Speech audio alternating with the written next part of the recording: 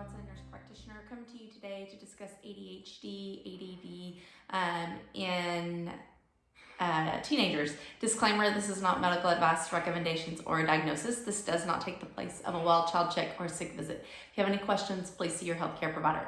And many of you know that I do not treat with pharmaceuticals ADD, ADHD. I have many recommendations and things to try to get to the bottom of what's really going on, but I don't treat with pharmaceuticals. But the point of this video today is just kind of bring awareness to teenagers who struggle with this diagnosis. So a lot of the times you will have children who do really well in grade school. They function very well. They keep their grades up. You might notice that their attention is a little bit shortened in some things, or you may have to redirect several times, but for the most part, they keep their grades up. And then they get to high school and things like turn a 360, completely changes. And you, because of their maturity and where they're at, and they've done so well in the past, a lot of the times it's hard to realize that they may be struggling with a learning disability. They may be struggling with ADD or ADHD. I have seen this actually several times here recently where a teenager has came in and they're like, my grades are suffering, I can't focus, I can't turn my work in, and I've never had this problem before. And so we kind of peel back the layers of the onion to figure out what is really going on. And the thing is, the older these children get and the more they are stretched super thin and they're in every single day, the more those symptoms start to present themselves. So you can hide it as a child. You can take extra time on your work. You can, move a little slower than others to keep your grades up and things like that. But when you get stretched so thin, especially in high school when your classes are even more difficult, then those symptoms start to surface.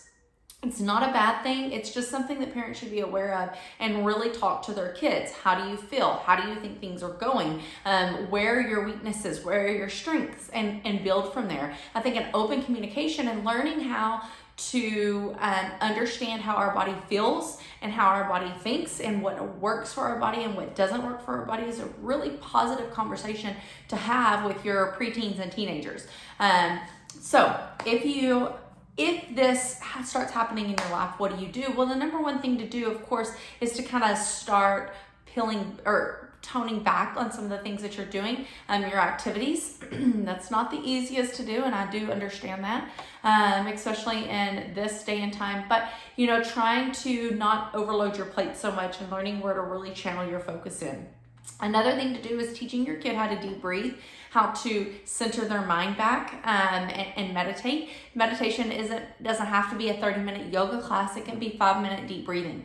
And that might need to be done before your child sits down to take a test in high school. And not even just kids that struggle with this type of illness, but even your kids that don't struggle.